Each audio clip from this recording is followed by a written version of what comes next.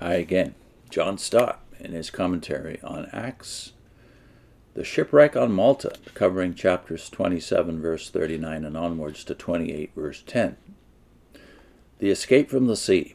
When daylight came, they did not recognize the land, but they saw a bay with a sandy beach where they decided to run the ship aground if they could.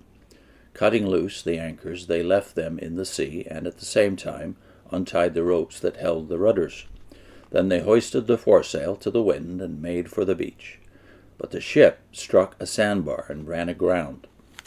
The bow stuck fast and would not move, and the stern was broken to pieces by the pounding of the surf. The soldiers planned to kill the prisoners to prevent any of them from swimming away and escaping. But the centurion wanted to spare Paul's life and kept them from carrying out their plan. He ordered those who could swim to jump overboard first and get to the land. The rest were to get there on planks or on pieces of the ship. This way, everyone reached land in safety. To which Stott says, although even when it was light the crew did not recognize the island, they later found out that it was Malta.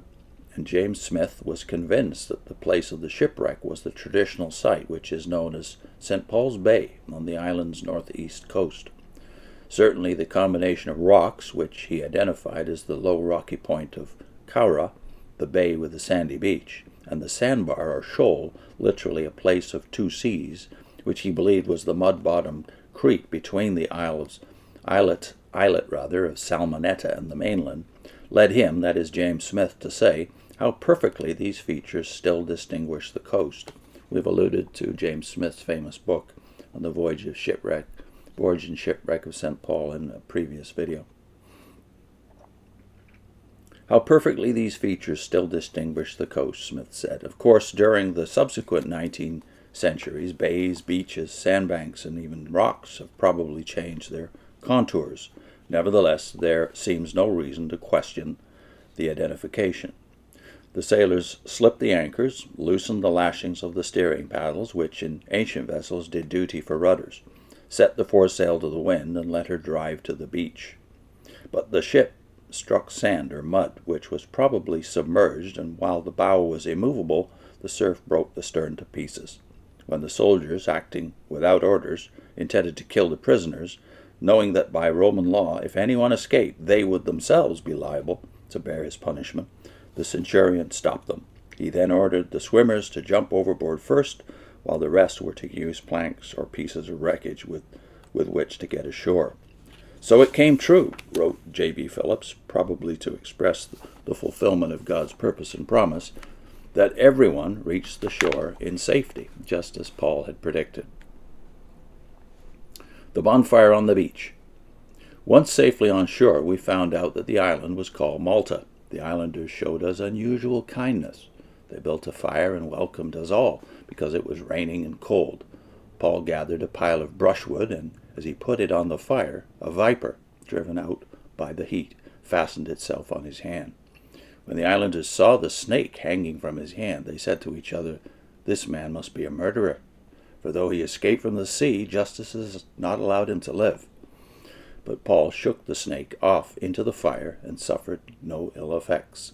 The people expected him to swell up or suddenly fall dead, but after waiting a long time and seeing nothing unusual happen to him, they changed their minds and said that he was a god. Stott says the noun translated islanders in verses 2 and 4 is barbaroi, but the authorized version rendering barbarous people and barbarians is incorrect. The Greeks used the word for all foreigners who spoke, instead of Greek, their own native language. The unusual kindness they showed the shipwrecked seafarers by building a fire in the cold and rain of the early morning indicates that they were the opposite of uncouth savages. Paul played his part by gathering a large bundle of sticks out of which there slithered a viper dislodged by the heat. Luke does not explicitly say that Paul was bitten, although perhaps his statements that the snake fastened itself on his hand and was hanging from his hand are meant to imply this. Certainly the islanders took it for granted that he had been bitten. They then jumped to the conclusion that he was a murderer who, having escaped from drowning, was now being pursued and about to be poisoned by the goddess Dike, the personification of justice and revenge. But as they watched, Paul shook the viper into the fire, and neither swelled up nor dropped down dead. Luke is obviously amused that they should immediately change their minds and call him a god. So fickle is the crowd that in Lystra, Paul was first worshipped and then stoned. That's back in chapter 14. While on Malta, he was first called a murderer, then a god. But the truth was at neither extreme. Instead of being drowned or poisoned by decay, Paul had actually been protected from both fates by Jesus. The healings on the island. There was an estate near that belonged to Publius, the chief official of the island. He welcomed us to his home and for 3 days entertained us hospitably. His father was sick in bed, suffering from fever and dysentery. Paul went in to see him, and after prayer placed his hands on him and healed him. When this had happened, the rest of the sick on the island came and were cured. They honored us in many ways, and when we were ready to sail, they furnished us with the supplies we needed. Stott comments, the land near the beach belonged to a man named Publius, who Luke calls the island's protos, its first or most prominent person. Perhaps its chief official, as the NIV puts it, or chief magistrate, as the NEB, New English Bible, puts it, or even governor. He opened his home to us, Luke says, presumably a selection of the shipwrecked men, not all 276 of them, and for 3 days was lavish in his hospitality. While in the house, they became aware that Publius's father was also there, sick in bed. Luke describes his complaint as fever and dysentery, which Dr. Longnecker tentatively diagnoses as Malta Fever, which he adds was long common in Malta, Gibraltar, and other Mediterranean locales. The microorganism which causes it was apparently identified in 1887 and traced to the milk of Maltese goats. Although a vaccine has been developed, the fever lasts on average for 4 months and sometimes persists even for 2 or 3 years.